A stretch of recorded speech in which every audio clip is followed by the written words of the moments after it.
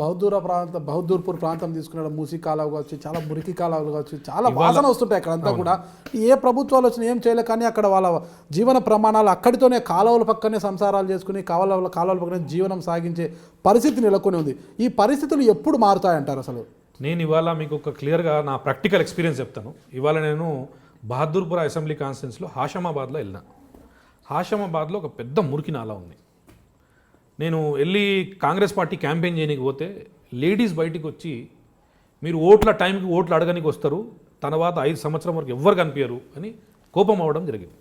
అమ్మ, మేము ఇప్పటివరకు మీ దగ్గర రాలేదు, ఇప్పటివరకు ఎంఐఎంకి కాంగ్రెస్కు అలయన్స్ ఉండే, ఇప్పుడు ఎంఐఎం కాంగ్రెస్కి అలయన్స్ లేదమ్మా, ఇప్పుడు కాంగ్రెస్ పార్టీ మీ దగ్గర వచ్చింది, మేము సీరియస్గా కాంటెస్ట్ చేస్తున్నాం, మీరు దాదాపు 10-15 సంవత్సరాల నుంచి 20 సంవత్సరాల నుంచి వాళ్ళకి మీరు ఓట్లు ఇస్తూ వచ్చినారు, మీ డెవలప్మెంట్ ఏం కాలేదంటున్నారు, ఒక్కసారి వర్షం వస్తే ఆ నాల నింపిపోయి ఇంట్లో ఎంత సగం అంటే ఇంతవరకు నీళ్ళు వచ్చేసి టోటల్ ఇంట్లో ఉన్న సామాన్ అంతా ఖరాబ్ అయిపోతుంది.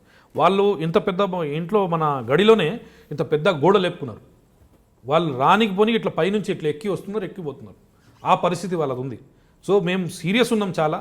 ఆ ఏరియాలో చూసిన తర్వాత నాకైతే పర్సనల్గా నేను చెప్తున్నా, ఈ పార్టీ పక్కకు పెట్టేసి నాకైతే చాలా కోపం వచ్చింది. పర్సనల్గా అవకాశం దొరికితే 100% మా ప్రభుత్వం ఎట్టి పరిస్థితుల్లో కాంగ్రెస్ పార్టీ ప్రభుత్వం ఇప్పుడు వస్తుంది. వచ్చిన తర్వాత మా ఎమ్మెల్యే అక్కడ గెలవకపోయినా కూడా మేము పర్సనల్గా ఫండ్స్ తీసుకుపోయి అక్కడ డెవలప్మెంట్ చేస్తామని నేను చెప్తున్నాను. తొలి నుంచి ఎంఐఎం కాంగ్రెస్ పార్టీతో జత కట్టినా కూడా ఎలాంటి అభివృద్ధి చెందలేదు. టీఆర్ఎస్తో జత కట్టిన తర్వాత ఇప్పుడు చార్మినార్ ఆధునీకరణ చేస్తున్నారు, అక్కడ రోడ్లు కూడా కొద్దిగా వెడల్పు చేస్తున్నారు. అది ఇప్పుడు కనిపిస్తుంది. అక్కడ చార్మినార్ దగ్గరికి వెళ్తే మనం చూస్తున్నాము, చార్మినార్ మరమ్మతు పనులు చేస్తున్నారు, అభివృద్ధి చేస్తున్నారు, అక్కడ రోడ్లు కూడా కొద్దిగా వెడల్పు చేస్తున్నారు, రోడ్ల పక్కన ఉండే షాప్స్ అంతా కూడా ఖాళీ చేయించారు. ఇదంతా జరిగిపోతుంది. అంటే ఈ అల్లర్లు అనేటివి కూడా టీఆర్ఎస్ ప్రభుత్వం అంటే కేసీఆర్ గారు అధికారంలోకి వచ్చిన తర్వాత ఈ అల్లర్లు కూడా ఆగిపోయాయి. ముఖ్యంగా తీసుకుంటే కేసీఆర్ గారు అంటే తెలంగాణలో కేసీఆర్ గారు తొట్టసొల్లుగా ఏర్పాటైన ప్రభుత్వము కళ్యాణ లక్ష్మి పథకాన్ని ప్రవేశపెడితే ఆ కళ్యాణ లక్ష్మి పథకం ద్వారా అత్యధికంగా ముస్లింలే లబ్ధి పొందారు. ఈ వివాహాలకు కావచ్చు, ఇంతో దానికి కావచ్చు, అత్యధికంగా ముస్లింలే లబ్ధి పొందారు.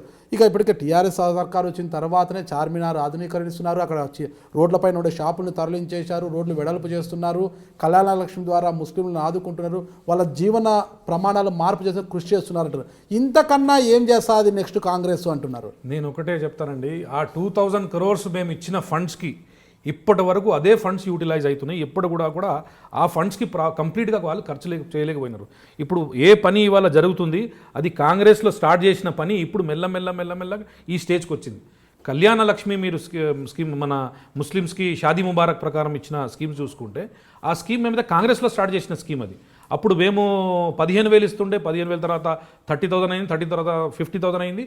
అది ప్రకారం స్లోలీగా టైం టు టైం మారిన తర్వాత వాళ్ళు ₹1,00,000 వచ్చినారు. ఇప్పుడు ఏంటంటే చెప్పడంకి అది బాగుంది, పబ్లిసిటీ వైపు వాళ్ళు చూసుకుంటే అది బాగుంది. థౌజండ్స్ ఆఫ్ అప్లికేషన్స్ ఇవాళ కూడా పెండింగ్ ఉంది.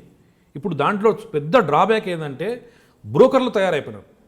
ఒక మ్యారేజ్ ఫిక్స్ అవుతుంది, మ్యారేజ్ ఫిక్స్ అయ్యేటప్పుడు వీళ్ళు ముందు వెడ్డింగ్ కార్డ్ చేయాలి, మ్యారేజ్ చేసుకోవాలి, చేసిన తర్వాత వాళ్ళన్ని డాక్యుమెంట్స్ అన్నీ తీసుకుపోయి వాళ్ళకి సబ్మిట్ చేయాలి, సబ్మిట్ చేసిన తర్వాత వాళ్ళకి అకౌంట్లో వస్తుందని చెప్తారు. ముందేమవుతుంది, కట్నం ఇవ్వాలి కదా, కట్నం వీళ్ళ దగ్గర ఉండదు ఇయనికి. ఆ షాదీ ముబారక్ పైసలు వస్తున్నాయి, అది ఇస్తామని ఒప్పుకుంటారు.